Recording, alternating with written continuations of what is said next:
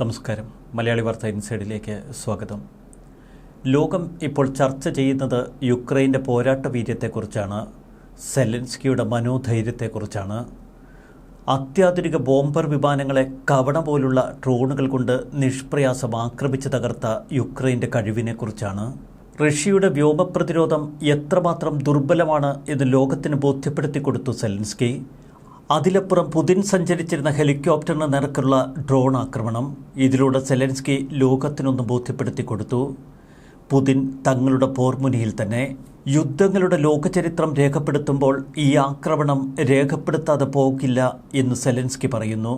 അത് 100% വാസ്തവവുമാണ്.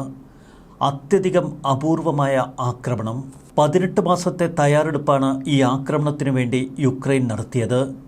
ഒടുവിൽ അണുവിട തെറ്റാതെ റഷ്യൻ ബോംബർ വിമാനങ്ങൾ ഉൾപ്പെടെ അവർ ആക്രമിച്ച് തകർത്തു. ജൂൺ 1-ാം തീയതി 100-ലധികം ഡ്രോണുകൾ ഒരുമിച്ച് റഷ്യയുടെ പല ഭാഗങ്ങളിലേക്ക് നീങ്ങുന്ന കാഴ്ച. നൊടിയിടയ്ക്കുള്ളിലാണ് ഇതെല്ലാം സംഭവിച്ചത്. റഷ്യയുടെ മണ്ണിൽ നിന്ന് തന്നെ അവ പറന്നുയർന്നു. എന്നാൽ നിയന്ത്രിക്കുന്നതാവട്ടെ 8000 കിലോമീറ്ററുകൾ അകലെയുള്ള യുക്രൈൻ മണ്ണിൽ നിന്ന്. 100 ഡ്രോണുകൾക്കും ഓരോരോ പൈലറ്റുമാർ. അവർ തങ്ങളുടെ കീബോർഡുകളിൽ ആക്രമണ ലക്ഷ്യം കൊരുത്തുകൊണ്ടിരുന്നു. സ്പൈഡർ വെബ് എന്ന് വിളിക്കപ്പെടുന്ന ഈ ആക്രമണത്തിൻ്റെ പദ്ധതി നേരത്തെ തന്നെ നിശ്ചയിക്കപ്പെട്ടത്.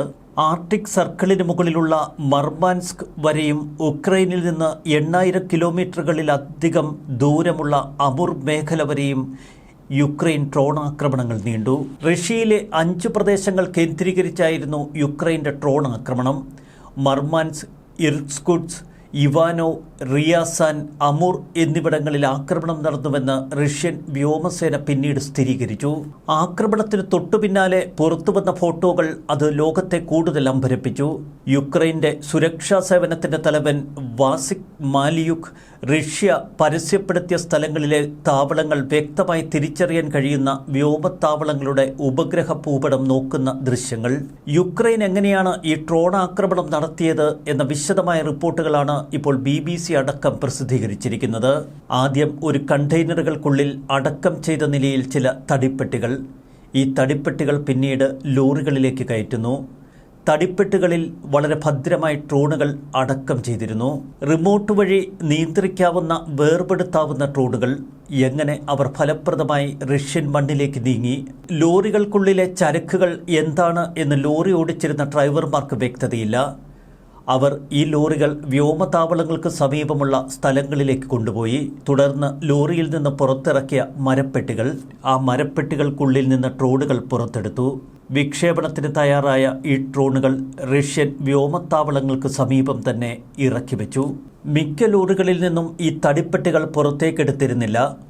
എന്നാൽ പെട്ടെന്ന് തന്നെ തടിപ്പെട്ടികളുടെ വാതിലുകൾ തുറക്കുന്നു. അതിനുള്ളിലിരുന്ന ഡ്രോണുകൾ മുകളിലേക്ക് പായുന്നു. കല്ലുകളെടുത്ത് ലോറി ഡ്രൈവർമാർ ഈ ഡ്രോണുകളെ എറിഞ്ഞു വീഴ്ത്താൻ ശ്രമിക്കുന്നു. ഈ ദൃശ്യങ്ങളൊക്കെ ഇപ്പോൾ സമൂഹ മാധ്യമങ്ങളിൽ വൈറലാണ്. ലോറികൾ ഓടിച്ചിരുന്ന ഡ്രൈവർമാർക്ക് തങ്ങളുടെ ലോറികളിൽ ഉണ്ടായിരുന്ന ഈ ഡ്രോണുകളെക്കുറിച്ചോ തടിപ്പെട്ടികളെക്കുറിച്ചോ ഒന്നും അറിയില്ല. എങ്ങനെയാണ് ഈ തടിപ്പെട്ടികളുടെ വാതിലുകൾ തനിയെ തുറന്നത്? അതിൽ നിന്ന് ഡ്രോണുകൾ എങ്ങനെ പുറത്തേക്ക് പറന്നു പൊങ്ങി? ലോറികൾ എവിടൊക്കെ പാർക്ക് ചെയ്യണമെന്ന നിർദ്ദേശം കൃത്യമായി ഡ്രൈവർമാർക്ക് ലഭിച്ചുകൊണ്ടിരുന്നു.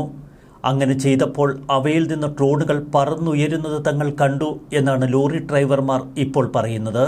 ഞായറാഴ്ച രാത്രി സമൂഹ മാധ്യമങ്ങളിൽ ഒരു പോസ്റ്റ് പങ്കുവെച്ചുകൊണ്ട് ഓപ്പറേഷന് നേരിട്ട് മേൽനോട്ടം വഹിച്ച യുക്രൈൻ പ്രസിഡന്റ് വ്ളോദിമിർ സെലൻസ്കി 1 വർഷവും 6 മാസവും 9 ദിവസവും എടുത്തുള്ള ഞങ്ങളുടെ വലിയൊരു പദ്ധതി എന്ന് വെളിപ്പെടുത്തി. ധീരമായ ഈ ആക്രമണത്തിന് ഞങ്ങൾ ഉപയോഗപ്പെടുത്തിയത് 117 ഡ്രോണുകൾ. FCB റഷ്യൻ സുരക്ഷാ സേവനങ്ങളുടെ ഓഫീസുകളിൽ ഒന്നിന് തൊട്ടടുത്തായിരുന്നു ഞങ്ങൾ ലക്ഷ്യമിട്ട ഒരു കേന്ദ്രമെന്ന് വ്ളോദിമിർ സെലൻസ്കി തന്നെ വ്യക്തമാക്കി. ആക്രമണവുമായി ബന്ധപ്പെട്ട് നിരവധി ആളുകളെ കസ്റ്റഡിയിലെടുത്തുവെന്നാണ് റഷ്യ ഇപ്പോൾ അവകാശപ്പെടുന്നത്. എന്നാൽ റഷ്യൻ പ്രദേശത്ത് ഓപ്പറേഷന് നിയോഗിച്ച എല്ലാവരും റഷ്യൻ മണ്ണിൽ നിന്ന് രക്ഷപ്പെട്ടു എന്ന് വ്ളോദിമിർ സെലൻസ്കി വെളിപ്പെടുത്തി. ബെലായ സൈനിക വ്യോമതാവളത്തിൽ നടന്ന ഡ്രോൺ ആക്രമണവുമായി ബന്ധപ്പെട്ട് യുക്രൈനിയൻ വംശജനായ ഒരു 37 വയസ്സുകാരനെ തിരയുകയാണ് എന്ന് റഷ്യ പറഞ്ഞു. SBU പങ്കിട്ട ചിത്രങ്ങൾ ഒരു കാര്യം വ്യക്തമാക്കുന്നു. ഇനിയും ഉപയോഗിക്കപ്പെടാത്ത ഒട്ടനവധി ഡ്രോണുകൾ റഷ്യയിലെത്തിച്ചിരുന്നു യുക്രൈനികൾ. ഒരു വെയർഹൌസിനുള്ളിലെ തടി ക്യാബിനുകളിൽ ഡസൻ കണക്കിന് കറുത്ത ഡ്രോണുകൾ ഭംഗിയായി സൂക്ഷിച്ചിരിക്കുന്ന ദൃശ്യങ്ങൾ റഷ്യ തന്നെ പുറത്തുവിട്ടു. റഷ്യൻ വിമാനങ്ങളെ ആക്രമിക്കാൻ ഉപയോഗിച്ച ഡ്രോണുകൾ ഭാരമേറിയ പെലോഡുകൾ വഹിക്കുന്ന ലളിതമായ ക്വാഡ് കോപ്റ്ററുകളായിരുന്നുവെന്നാണ് ഇപ്പോൾ UK ആസ്ഥാനമായ ഡ്രോൺ വിദഗ്ധർ പറയുന്നത്. റഷ്യയിലേക്ക് അവയെ ഫലപ്രദമായി കടത്തിക്കൊണ്ടുവന്നു. പിന്നീട് വിദൂരമായി വിക്ഷേപിക്കാനുള്ള സംവിധാനങ്ങൾ യുക്രൈൻ ചെയ്തു. ഇത് തികച്ചും അസാധാരണമെന്നാണ് ലോകം വാഴ്ത്തുന്നത്. ഒരു ഉപഗ്രഹം അല്ലെങ്കിൽ ഇന്റർനെറ്റ് വഴി സംപ്രേഷണം ചെയ്ത ഒരു ലിങ്ക് വഴിയാണ് ഇവർ ഈ ഡ്രോണുകളെ കൃത്യമായി നിയന്ത്രിച്ചത്. GPS ഉപയോഗിച്ച് ഡ്രോണുകൾക്ക് പറക്കാൻ കഴിഞ്ഞുവെന്നാണ് ഇപ്പോൾ കാര്യങ്ങൾ വ്യക്തമാക്കുന്നത്. ഡ്രോണുകൾ വിദൂരമായി സ്വമേധയാ പൈലറ്റ് ചെയ്തുകൊണ്ട് പ്രദേശവൽക്കരിച്ച റഷ്യൻ ജാമിംഗ് നടപടികളെ മറികടക്കാനും യുക്രൈന് കഴിഞ്ഞു. ഡ്രോണുകളുടെ ഉത്ഭവങ്ങളെക്കുറിച്ച് മറ്റ് വിശദാംശങ്ങൾ ഇതുവരെ പുറത്തു വന്നിട്ടില്ല. യുദ്ധത്തിന്റെ തുടക്കം മുതൽ യുക്രൈൻ ഡ്രോണുകൾ നിർമ്മിക്കുന്നതിൽ വളരെ കാര്യക്ഷമമായി പ്രവർത്തിച്ചു പോന്നു. അവയുടെ ആത്യന്തിക വിജയത്തിലാണ് ഇപ്പോൾ കാര്യങ്ങൾ എത്തി നിൽക്കുന്നത്. റഷ്യയ്ക്ക് വളരെ പ്രകടമായ നഷ്ടങ്ങളുണ്ടായി എന്ന് വ്യക്തമാണ്. സെലൻസ്കി തന്റെ രാത്രിയിലെ വീഡിയോ പ്രസംഗത്തിൽ ഇക്കാര്യം അടിവരയിട്ട് പറഞ്ഞു. യുക്രൈൻ കണക്കുകളനുസരിച്ച് 41 തന്ത്രപ്രധാന ബോംബർ വിമാനങ്ങൾ ആക്രമിക്കപ്പെട്ടു. കുറഞ്ഞത് 13 നശിപ്പിക്കപ്പെട്ടു. ചില വിമാനങ്ങൾക്ക് കേടുപാടുകൾ സംഭവിച്ചു എന്നല്ലാതെ വിമാനങ്ങളുടെ നഷ്ടം മോസ്കോ സ്ഥിരീകരിക്കാൻ തയ്യാറല്ല. BBC പങ്കുവച്ച ഉപഗ്രഹ ദൃശ്യങ്ങളിൽ മർമാൻസ്കിലെ ലൈനോഗോഡ്സ്ക് വിമാനത്താവളത്തിലും ഇർകുട്സ്കിലെ ബെലായ വ്യോമത്താവളത്തിലുമൊക്കെ കേടുപാടുകൾ സംഭവിച്ച നിരവധി വിമാനങ്ങൾ കാണിക്കുന്നു. ആക്രമണത്തിൽ യുക്രൈൻ ലക്ഷ്യമിട്ടത് തന്ത്രപ്രധാനമായ മിസൈൽ വാഹക ബോംബറുകളാണ്. Tu-95, Tu-22, Tu-160 എന്നീ ബോംബർ വിമാനങ്ങളെയാണ് യുക്രൈൻ ഡ്രോണുകളാൽ തകർത്തത്. ഇനി അവയുടെ അറ്റകുറ്റപ്പണികൾ ബുദ്ധിമുട്ടേറിയതാണ് എന്ന് യുക്രൈൻ കരുതുന്നു. പല ബോംബർ വിമാനങ്ങളും ഇപ്പോൾ ഉൽപ്പാദിപ്പിക്കപ്പെടുന്നില്ല. അതുകൊണ്ട് തന്നെ അവയുടെ പാർട്സുകൾ മാറ്റി സ്ഥാപിക്കുക ദുഷ്കരമാണ്. ബെലായ വ്യോമത്താവളത്തിൽ കുറഞ്ഞത് 4 റഷ്യൻ ദീർഘദൂര ബോംബർ വിമാനങ്ങളെങ്കിലും തകർക്കാൻ യുക്രൈന് കഴിഞ്ഞു. യുദ്ധ നിയമങ്ങൾ അനുസരിച്ച് തികച്ചും നിയമാനുസൃതമായ ലക്ഷ്യങ്ങളാണ് ഞങ്ങൾ കണ്ടെത്തി ആക്രമിച്ചത് എന്ന് വ്ളാദിമിർ സെലൻസ്കി പറയുന്നു. സമാധാനപരമായി കഴിയുന്ന ഞങ്ങളുടെ നഗരങ്ങളെ ബോംബ് ചെയ്യുന്ന സൈനിക വ്യോമത്താവളങ്ങൾക്ക് നേർക്കാണ് യുക്രൈൻ ആക്രമണം നടത്തിയത്. ഇക്കഴിഞ്ഞയാഴ്ച യുക്രൈനിലേക്ക് Tu-95 ബോംബറുകൾ ഉപയോഗിച്ച് വലിയ തോതിലുള്ള ആക്രമണം റഷ്യ നടത്തിയിരുന്നു. ഓരോ ബോംബറിനും 8 ഗൈഡഡ് ക്രൂയിസ് മിസൈലുകൾ വഹിക്കാൻ കഴിയും. ഓരോ മിസൈലിനുമുള്ളത് 400 കിലോഗ്രാം ഭാരമുള്ള വാർഹെഡ്. അതുകൊണ്ട് തന്നെ അത് യുക്രൈനിൽ സൃഷ്ടിച്ചത് വലിയ പ്രകമ്പനങ്ങളായിരുന്നു. 50 സൈനിക ചാരവിമാനങ്ങളും നശിപ്പിക്കപ്പെട്ടവയിൽ ഉൾപ്പെടുന്നുവെന്നാണ് യുക്രൈൻ പറയുന്നത്. യുക്രൈൻ മിസൈലുകളെ തടയാനും സ്വന്തമായി ആക്രമണം നടത്താനുമുള്ള റഷ്യയുടെ കഴിവ് വർദ്ധിപ്പിക്കുന്ന ചാര വിമാനങ്ങളാണിവ. സ്പൈഡർ വെബ് ഓപ്പറേഷനിൽ റഷ്യയ്ക്കുണ്ടായ നഷ്ടം 7 ബില്യനാണ് എന്ന് വിദഗ്ധർ ചൂണ്ടിക്കാട്ടുന്നു. സ്പൈഡർ വെബ് ഓപ്പറേഷൻ പേരുപോലെ തന്നെ സമയമെടുത്ത് വല നെയ്ത് ഇരയ്ക്ക് വേണ്ടി കാത്തിരുന്ന് കൃത്യസമയത്തുള്ള ആക്രമണം. റഡാറുകളും പ്രതിരോധ സംവിധാനങ്ങളുമൊക്കെ നിഷ്പ്രഭമായി. കാരണം റഷ്യൻ മണ്ണിൽ നിന്ന് തന്നെയാണ് ഡ്രോണുകൾ വിക്ഷേപിച്ചത്. സൈനിക വ്യോമത്താവളങ്ങൾ ഉൾപ്പെടെ റഷ്യയിൽ യുക്രൈൻ നടത്തിയ ഡ്രോൺ ആക്രമണത്തിൽ തകർത്തത് നിരവധി ലക്ഷ്യസ്ഥാനങ്ങൾ.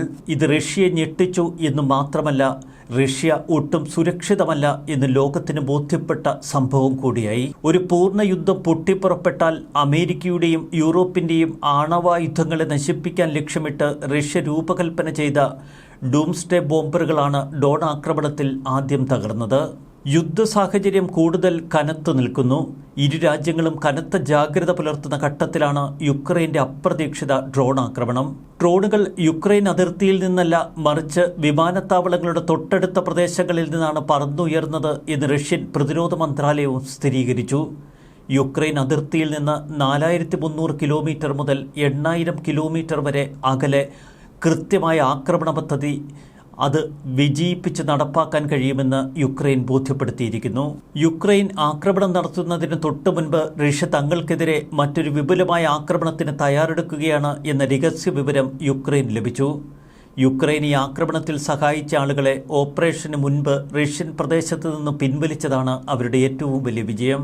ലഭ്യമായ എല്ലാ മാർഗങ്ങളും ഉപയോഗിച്ച് യുക്രൈനും യുക്രൈൻ ജനതയും സ്വന്തം പ്രതിരോധത്തിനു വേണ്ടി യുദ്ധം കൂടുതൽ കടുപ്പിക്കുമെന്നാണ് സെലൻസ്കി പറയുന്നത്. ഒരു നിമിഷം പോലും യുക്രൈൻ ഈ യുദ്ധം ആഗ്രഹിച്ചിരുന്നില്ല.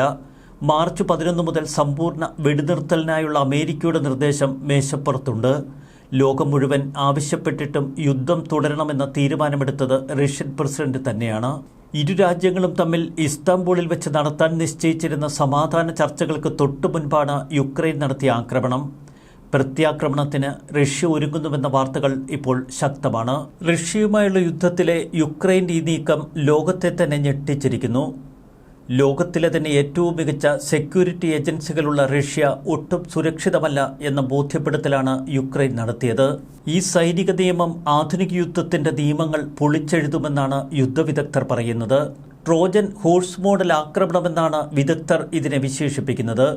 പ്രത്യേകം സജ്ജീകരിച്ച FPV ഡ്രോണുകൾ അഥവാ ഫസ്റ്റ് പേഴ്സൺ വ്യൂ ഡ്രോണുകൾ മൊബൈൽ വുഡൻ ക്യാബിനുകളിൽ ഒളിപ്പിച്ച് ട്രക്കുകൾ വഴി റഷ്യയിലേക്ക് കടത്തുന്നു. ഇതുതന്നെ വലിയ സുരക്ഷാ വീഴ്ചയാണ് എന്ന് വിദഗ്ധർ പറയുന്നു. ലക്ഷ്യസ്ഥാനത്തിനടുത്തെത്തിയപ്പോൾ ക്യാബിനുകളുടെ മുകൾ ഭാഗം തുറന്ന് അതിൽ നിന്ന് ഡ്രോണുകൾ പറന്നുയരുന്നു.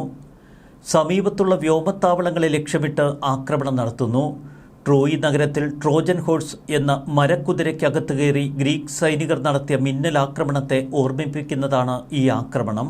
വലുപ്പത്തിൽ ഏറെ ചെറുതാണ് FPV ഡ്രോണുകൾ. ഇതിൻ്റെ മുൻവശത്ത് ഒരു ക്യാമറ ഘടിപ്പിച്ചിട്ടുണ്ട്.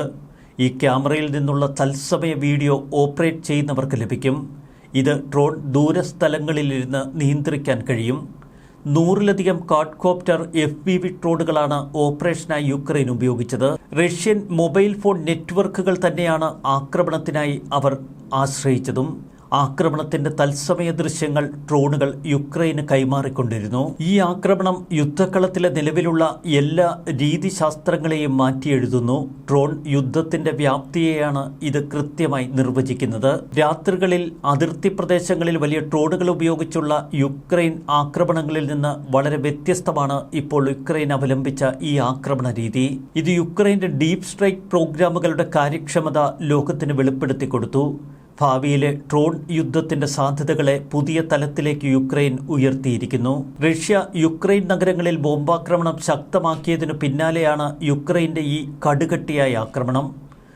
ജൂൺ 2-ന് ഇസ്താംബൂളിൽ പുതിയ സമാധാന ചർച്ചകൾ ആരംഭിക്കുന്നതിന് തൊട്ടു മുൻപ് റഷ്യയുടെ വ്യോമശക്തിക്ക് ഇതിൽ പരം പ്രഹരം കൊടുക്കാനില്ല യുക്രൈനെ സംബന്ധിച്ച്. എന്നാൽ മാരകമായ തലത്തിൽ റഷ്യ തിരിച്ചടിക്കുമെന്നാണ് ഇപ്പോൾ പുറത്തുവരുന്ന വിവരം. ഭയാനകമായ തലത്തിൽ റഷ്യ ഒരു പ്രത്യാക്രമണത്തിന് ശ്രമിക്കുമോ? അത്തരം ശ്രമങ്ങളുണ്ടായാൽ എന്തായാലും യുക്രൈൻ വെറുതെ ഇരിക്കില്ല. ഇപ്പോൾ റഷ്യൻ മണ്ണ് എത്രമാത്രം അപകടകരമായ തലത്തിൽ കുരുത്തിട്ടിട്ടുണ്ട് യുക്രൈൻ എന്ന ഭീതി പൊതുവെ റഷ്യയിലുമുണ്ട്.